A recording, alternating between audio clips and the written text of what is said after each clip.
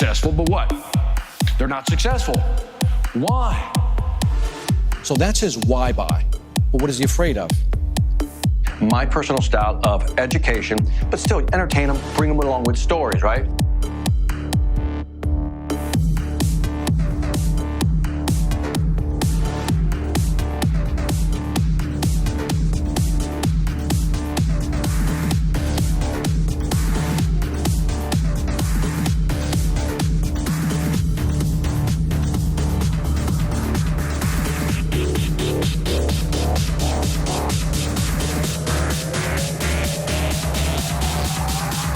Who do we want to learn from? People who are what? Killing it. If you're a real man, what do you do? I'm not the only one. You can't wait to tell your spouse. You can't wait to tell your colleague. You can't wait to go to work and tell somebody. And you're like, oh my God, I can't wait. So what happened?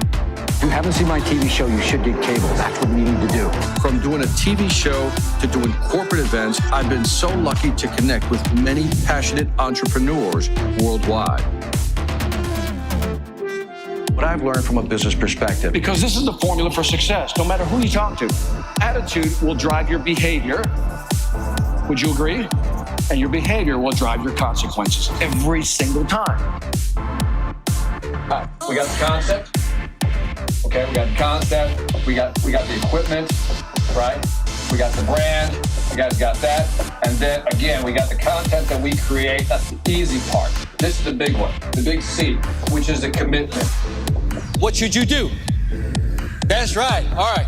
10Xers, do not fail me. True test. Here it comes. There's skill, and then there's will. Listen to what I'm saying. There is skill, and then there is will. And here's the interesting thing. I know a lot of people who have a lot of skill, but have no what? Will, right?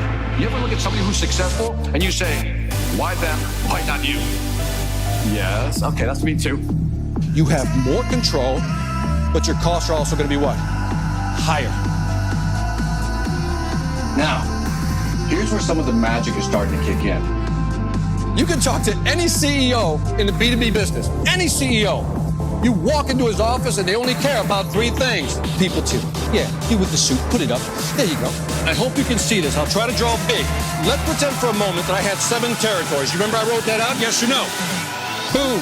Territory 2, territory 3, all the way to territory number what? 7. So now I've segmented my market. So content is going to start being created by machines. And I'm telling you right now that those people, you guys, the content creators that connect with people are the ones that are going to win.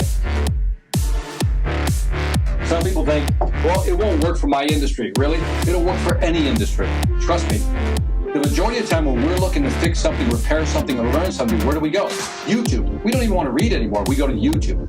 Tell me if I'm wrong. Tell me if I'm wrong.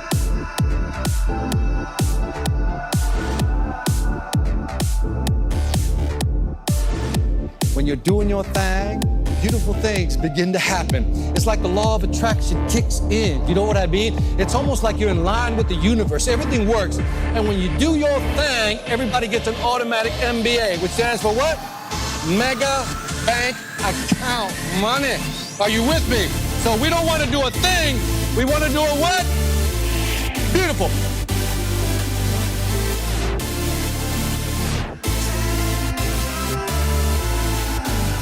All right, put it all together for Victor Antonio. Here we go. All right, there we go. I'm not here to mess around. You ready to learn? Yes or no? That's how it works in today's market. Whether it's B2B or B2C, you see the similar patterns. How do you just, in other words, say you've got to start doing these things, pushing them, but also encouraging them. Oh, look at this. This is where it gets... Dude, this is like so interactive with audiences, man. Can you imagine this with your customers?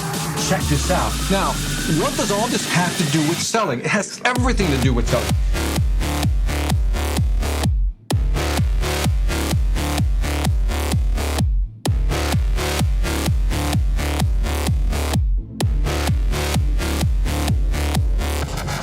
All right. Thank you for joining me. By the way, Chris Stone did that intro over at Cast Ahead, man. Love that intro. It's a beautiful intro.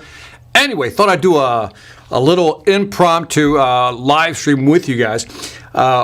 I want to just walk through. We got an event coming up Friday, so one of the things I want to talk about is that event, what we're going to do during that event.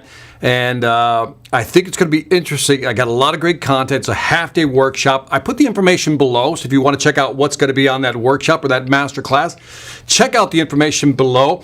And again, man, I got Uncle John. Uncle John is always in the house, man, so thank you, man. My favorite business quote is, business is people helping people. Dude, I love that quote, man. That is a great quote right there, man, Uncle. So I appreciate that. Anyway, I want to talk about the masterclass we're going to do. It's all about product demos. How do you do a virtual product demo? How do you basically communicate value? Sometimes it may be 10 to 15 minutes. And how do you go through that process? And how do you reduce that resistance? And so, Shrutesh, my man, thank you for joining me. Shrutesh says, let's get started with, let me say bang, good vibes here. Hold on a second. Let's get started with a bang. Good vibes, man. Thank you very much, man. I appreciate the comment. The new setup. What do you think of the new setup, man? It's a little different. I had to kind of switch it up a little bit. So, you know, I got my little icon there. And I got to be honest, man, I got tired of the old one. So I wanted to do a new look for the studio. I'll probably change it in another month or two, but, you know, again, like anything else, I think it's always good to keep it fresh, and I'm enjoying that. But anyway, and I'll take some of the comments as they come through.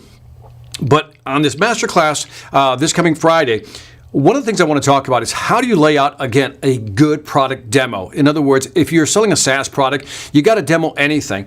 I've worked with companies who demo software. I've worked with companies who demo actual products online, which is always an interesting thing. And how do you do that in such a way that people get it, but how do you do it in such a way that you get to the point that much quicker?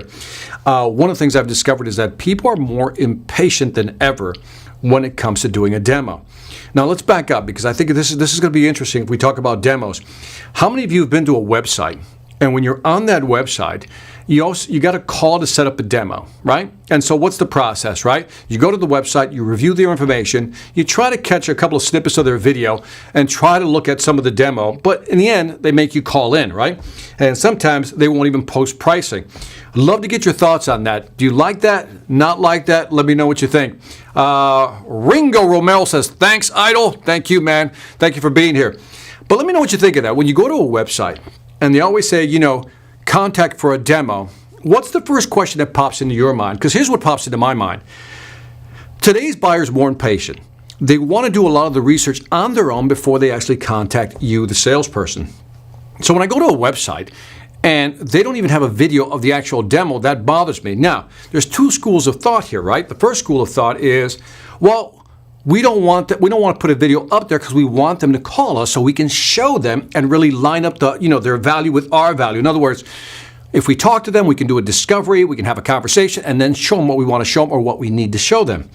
But some people don't want to go through that. And I wonder what the abandonment rate is. By abandonment, I mean how many people actually jump off a page because there is no demo and they don't want to actually call somebody for a demo. They're just curious. They want to see. I think the best of the best websites actually have a 3 to 5 minute, here's a quick look at what's in here. Here's the real value of what is in here. And I think there's value in that.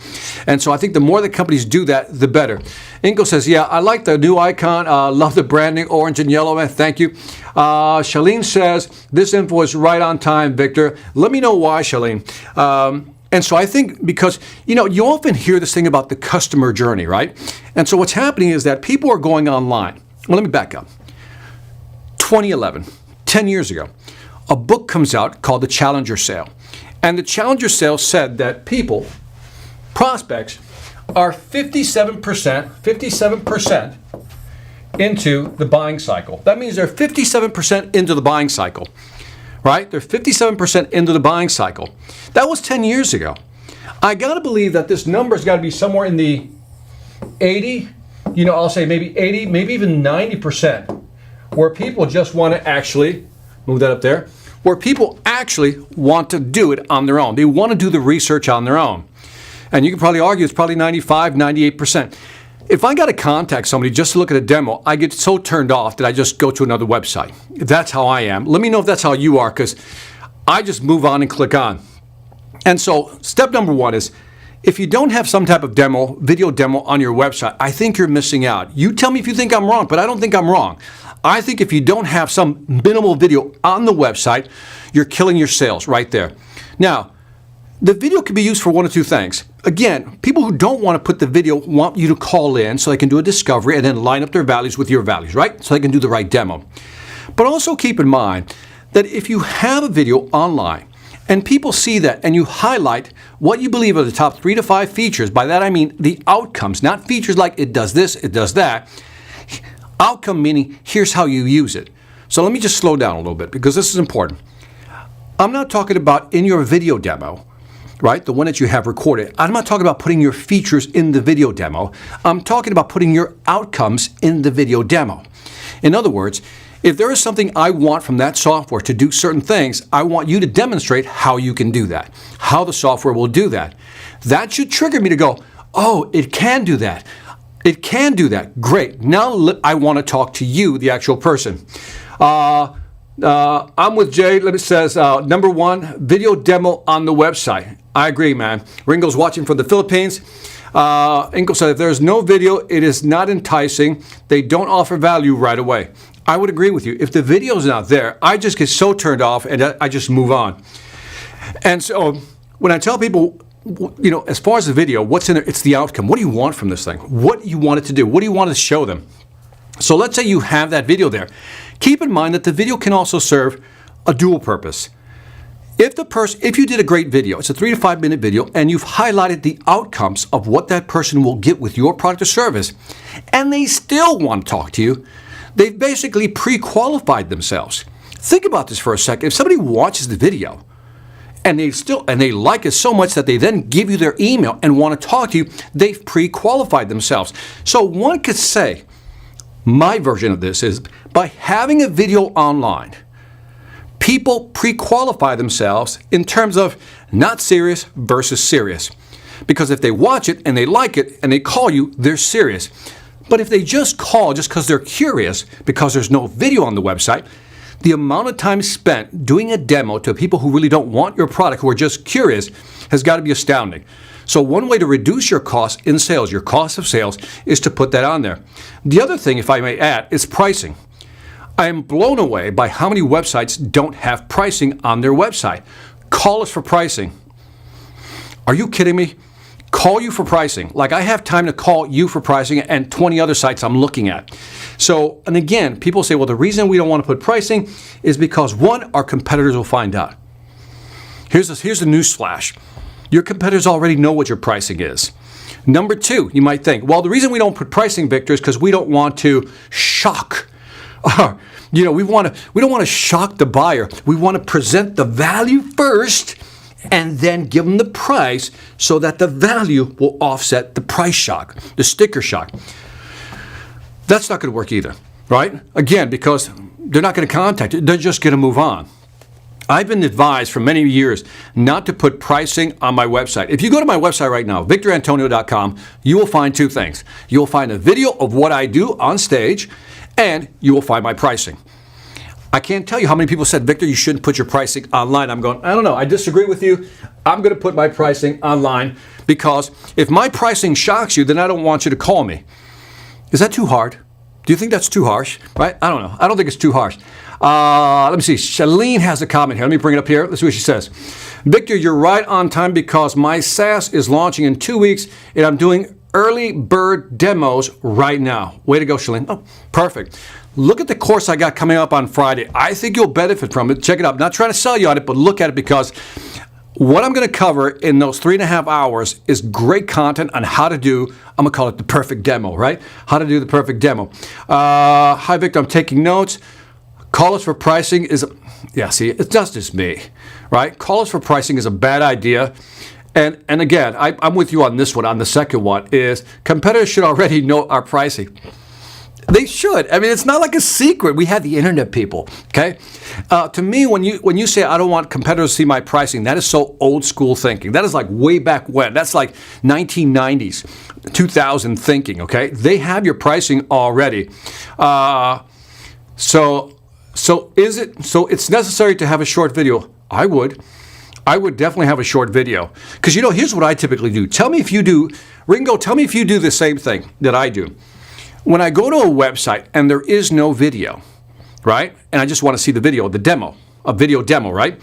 What I then do is I go over to YouTube, type in the company's name just to see if there's a demo there.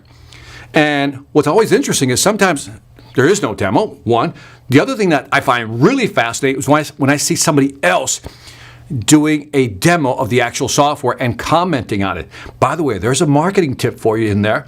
If you offer, Charlene, pay attention. If you offer a video, you have a demo that you want to show people, maybe instead of you talking about your product, you get somebody who's using your product to record a video talking about the product. That has just more credibility. When I find a video on not the company's YouTube channel, but somebody else's channel talking about the product, I give it more credibility because it's a third-party source.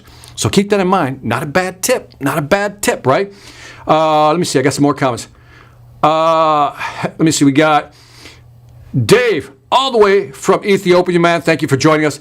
Please tell us about the affiliate market, please. I don't know what you mean by that, so I'm confused on what that means. If the affiliate market, I don't know what that is. Help me out with that one a little bit. Help me out with that one. Vicky. This is so helpful. We have a video on the website, but no pricing. I'm changing this. I'm telling you, Vicky, I personally think, you can ask 100 people what they think, but I want to get an idea of pricing. I really do. And by the way, if your video is quality, in other words, your video demo is of high quality, again, the pricing is not going to scare me off. Because if you don't have pricing, I'm going to go to the other website. We're going to figure out the pricing anyway. We're going to get to the pricing eventually. And I think when you give people pricing, especially a range of prices, right? Good, better, best, it reduces that anxiety. Because isn't that part of the anxiety we feel when we talk to salespeople or SDRs on the phone? We don't know how much it's going to cost. And sometimes, can I say this? Sometimes we're like embarrassed to ask how much it costs. Because we've been programmed, if you have to ask how much it costs, maybe you can't afford it. You ever hear that phrase? If you have to ask how much it costs, maybe you can't afford it. No, it's a dumb idea. Sometimes you just got to ask because you need to know how much it's got to cost. It's not that you can't afford it. You probably could. You just need to know, right? So keep that in mind. And by the way, if you hear my little dachshunds barking in the background, just ignore them. They're having fun down there. Let me see. So Camlish, what is this? Hey, VA, nice to listen on pricing. Have put pricing as per your suggestion on SAD, Sales After Dark. It really helps. Gotcha, man. You were following my Sales After Dark, so thank you for doing that. I think it's, I'm telling you, I think that's the third-party idea you're referring to, right? I think that's it, because that's a really good idea. I'll add pricing. Jay says, I'm adding pricing after this. I don't know, man. I think it's a good idea. Let me see. If they got their new house, we will ask them to demo their new house and lot. Yeah. It's almost like you say, I'll show you a house, but I'm not going to tell you what the price is. I'm with Jay, says, I'm sold, man. Ringo says, you're simply the best, man. Thank you very much. I don't think so, but the fact that you said it, thank you, man. Let me see, who's my man here? I've never seen this name before. Jumanazar Kushbakov. Did I get that right, man? Kushbakov. That's a cool last name. Hello from Uzbekistan. My name is Jumanazar, sales trainer. Thank you for joining me. Hang out with me, man. Let me see. CF, what is happening? By the way, I hope you guys don't mind. Take a little break. What's up, Victor? Loving these midday sessions. I'm going to eventually get back to the Sales After Dark, but right now I'm just working on a couple of things. So CF, wherever I can squeeze in time, I'll just squeeze in time. So I'm glad you can join me. Appreciate you being here. So thank you. Let me see what else. I got Inkled back as, yes, price is part of the anxiety. That's why in your video with Grab Application, they solve the pricing worries. It does, man. It really just kind of, like I said, the thing is, if you put the pricing off to the side, then you can just go, okay, I get it. But if I've done enough research, I know. Come on. We kind of know what everything costs, right? And it's funny because if you look at it, when something costs, if you put your pricing, you're going to say, well, my competitor is going to lower their price. And then I'm going to have to lower my price. Then I'm going to have to lower my price. Then I'm going to have to lower that price. You enter what they call that pricing death spiral. Well, the reason you enter that pricing death spiral, trying to compete on pricing, is because you don't understand your value. And you think people buy on pricing. People buy on value. Look, we've all paid, I've said this many times, we've all paid a little more for something because we wanted that specific product. We wanted to work with that specific company or that specific person. We've all paid a little more. Why? Because there's value in that. So even if your competitor offers something at a low price, just don't care. Just sell your value, position your value. Let me see. We got Antonio Prescott. Love the name already, man. From Trinidad, man. Thank you for being here. OV is back in the house, man. OV's a good guy, man. Great speaker, too, man. Great speaker. Tell us more about affiliate marketing techniques. Dave, man, I'm telling you, you're going to have to up your questioning game. That is like the biggest statement. Okay, affiliate marketing. You have an affiliate link and you begin to market it. You can market it on social media. You can do paid per advertisement. You can do search engine optimization. There's so many ways you can market this that's another course. So be more specific, man. I'll help you out. I started learning sales this year, stumbled upon VA's video, listening to them daily now. Thank you, man. Hope you guys are listening to the podcast, man. Check out the Sales Influence podcast. It's quite popular, actually, man. Let me see. I've always learned a lot from you. You are great inspiration, man. Thank you, man. Thank you, man. Yeah, man. Okay, it says you painted your studio orange. I think it's more like yellow. It's not orange, but I'll take the orange. Yeah, I guess it is on fire, man, so I'll leave it at that. But anyway, let me get back to what I want to talk about today. So Friday's workshop, the master class, again, information's right below. I want you to check it out, especially if you have to do demos. Here's what I'm going to cover in a nutshell. I'm going to give you the short version, and then in the workshop, I'm going to give you a lot of detail, how to set things up. And I'm telling you, you're going to love it. So the first one we're going to talk about is when we look at, we're going to talk about the discovery phase, right? And on this, now, when we talk about discovery, I'm going to really walk you through the do's and don'ts, because I've been on a lot of calls where I need somebody to demo something for me. And there's a lot of things they do right, and there's a lot of things they do wrong. And so I'm going to walk you through this do's and don't. What's the right length? And basically, how do you approach a discovery process so you don't annoy the customer? Do you know what I mean by that? You ever have somebody ask you like 100 questions and you're like, can you please get to the demo? Or they start showing you things and you're confused, right? I'm going to show you a framework for pulling a discovery phase together that's going to be short and very effective. Then we're also going to talk about, obviously, on the demo piece here, is how do you do the actual demo, right? Because believe it or not, there is a science to the demo. There is a science to showing. I'm going to show you how to integrate. For those of you who studied my course on the Sales Velocity Academy, I'm going to show you how you integrate blocking objections, reducing resistance during the demo phase, and I'm going to give you a totally new structure on how to do that. And if you simply implement this one idea, that's it, just this one idea, during the demo phase, you're going to feel the difference. Then we're going to talk about handling Q&A. Right? How do you handle the Q&A? Now, this is something we just kind of look past. But the Q&A is also, I kind of consider it the second discovery phase. Because in the discovery phase, we try to align ourselves with their needs. We did the demo. We walked them through. We framed everything correctly. By the way, I'm going to walk you through a 4-part frame series on the demo. 4 things you need to do in framing a conversation so you can control the conversation. But then when you do the Q&A, that's really the second discovery phase, and you're going to discover whether you're aligned or not aligned. And again, this is where you'll need to make the final adjustments, and I'm going to show you what to look for. The last part, which is to me, I'll put this in huge letters, is your call to action. Like, what do you want from that demo? Now, here's one thing that I'm going to walk you through. When we talk about doing a demo in this master class, we're not going to start with the discovery phase. We're going to start with the call to action. And we're going to reverse engineer the actual demo. In other words, I want you to define what is it that you want from that demo. Do you want another meeting with more people, with more influencers within the company? Do you want to close a sale? Do you want a field trial? Do you want them to get, to kind of subscribe for, let's say, 7 or 30 days, whatever it may be? What is it that you want at the end of that demo? And once you understand your call to action, then we construct this so it flows smoothly. Because what happens is when you get to the end, here's what typically happens. We practice discovery, ask the right questions, right? We then demo. It works like this, right? And then we do Q&A, we have a conversation back and forth, and then you don't know how to ask.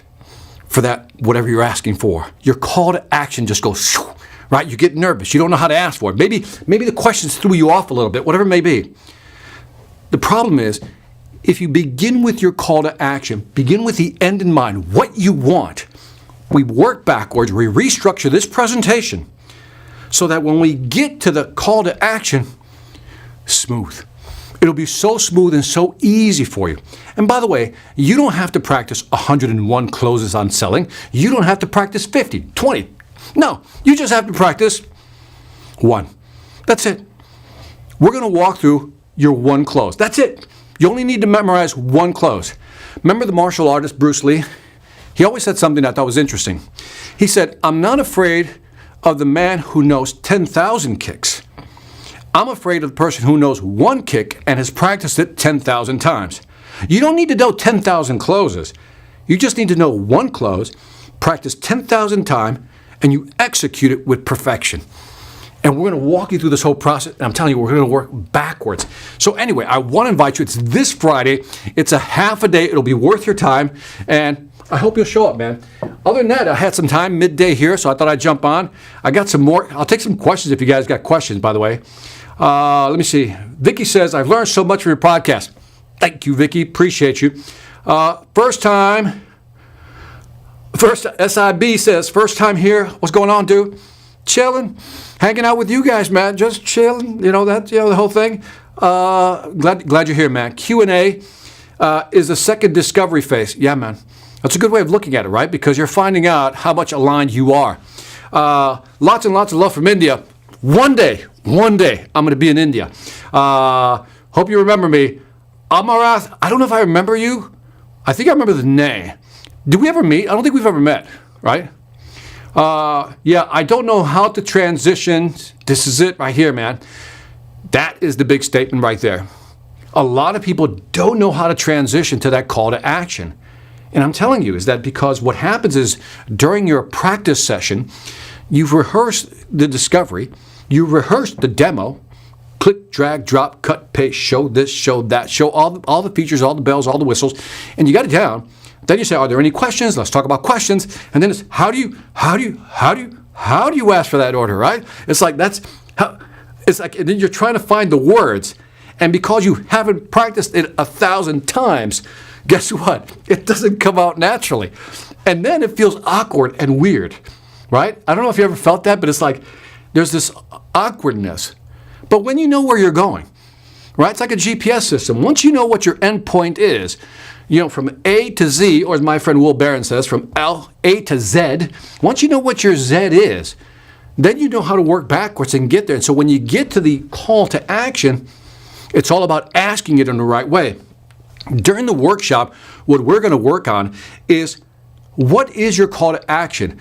You're going to give me your phrase, your close, and then we're going to talk about how to use that close, that transition, so it feels natural to you. So I'm not going to give you one. I do have my own. I will share it with you.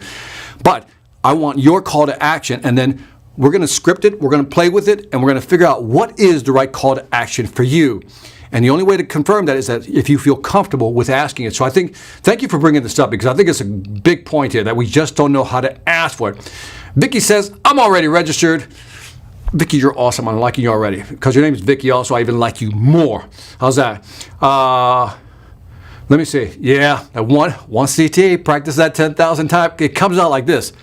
Because I think, and I've talked about this in the past, is that sometimes it's not what you say, it's how you say it. And I can't tell you how many times I've been sold to that when they get to the price, they start to stumble. And I look at them, in my head I'm thinking, they're not comfortable. They don't understand the value of the product. They're hesitating in presenting price. I don't hesitate. Here's my price, here's for a workshop, here's the keynote. Any questions, let's move forward, whatever it may be, right? I don't have a problem with that. See, it's not what you say, it's how you say it. It's the tone, it's the hesitation, it's the trying to, we have a lot of different options we can look at, and we can work with you, and one of the things we'd like to do is work with our customers, and if we need to do something, like a free trial or something, we're more than happy to do that, because we believe in customer value, customer success. If that's what you do, Yeah, just register for Friday. Because that is the worst thing you can do. You just did a great presentation. This is what kills me. You could have done a killer presentation, like a bam presentation, right? And then what happens? You get to the end, you're like, and you just fumble it right there because you're not comfortable asking. If you understood your value, you wouldn't be uncomfortable asking. Trust me, if you understood your value. So anyway, I love that one. So Michael, Hare, or do you say Hare? Victor, you're the best. Just signed up. Going to learn a lot from the master, man. It's going to be a good one, man. Thanks for signing up, Michael. It's going to be a fun one.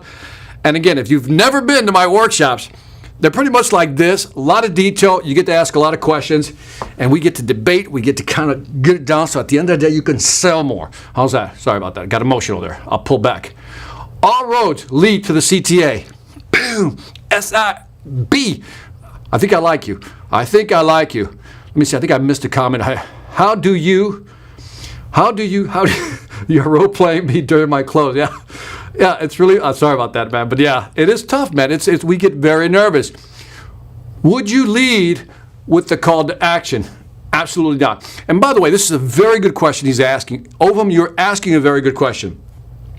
You could allude to the call to action. You could allude to it, but I wouldn't say it.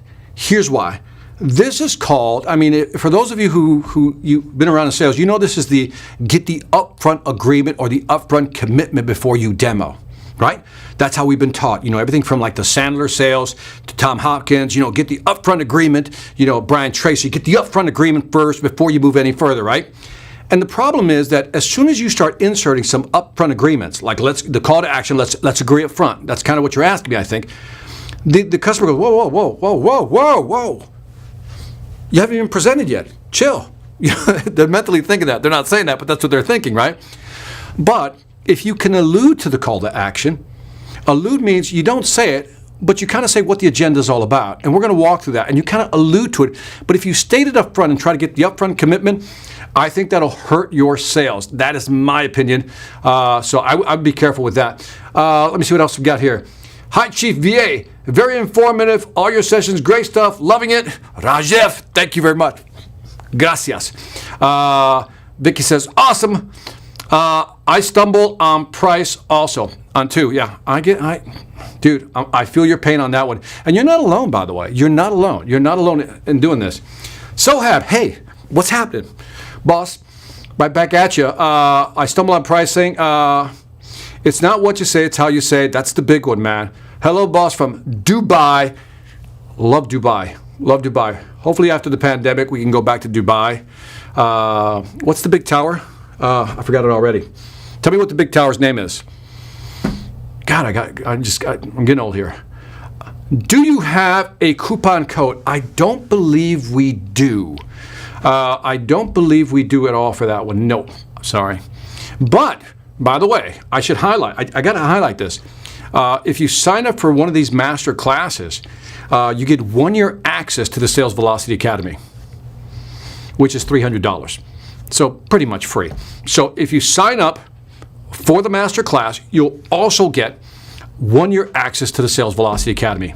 That is a deal you can't refuse. And like I said, we're adding at least one course every month now on a regular routine. And by the way, if you're part of the Sales Velocity Academy, hit me up on the chat. Let me know you are. And let me know what other types of courses you think I should put on there. Because right now we have about, I think, 55 courses. By that I mean, by 55 courses, over 520 videos. So there's like 55 different courses. You can kind of pick what you want. And there's over 500 videos. So each course has about, depending on the course, 7 to 10 videos. I think the longest one is like 27 videos. That's the one on value-centric pricing. Value-centric pricing is probably my most extensive course on there. So if you're having a hard time understanding value, positioning value, check out the value-centric selling course and just go to salesvelocityacademy.com. salesvelocityacademy.com and check it out. Anyway, so I'm going to wrap up with this. Just wanted to hang out with you guys for a little bit.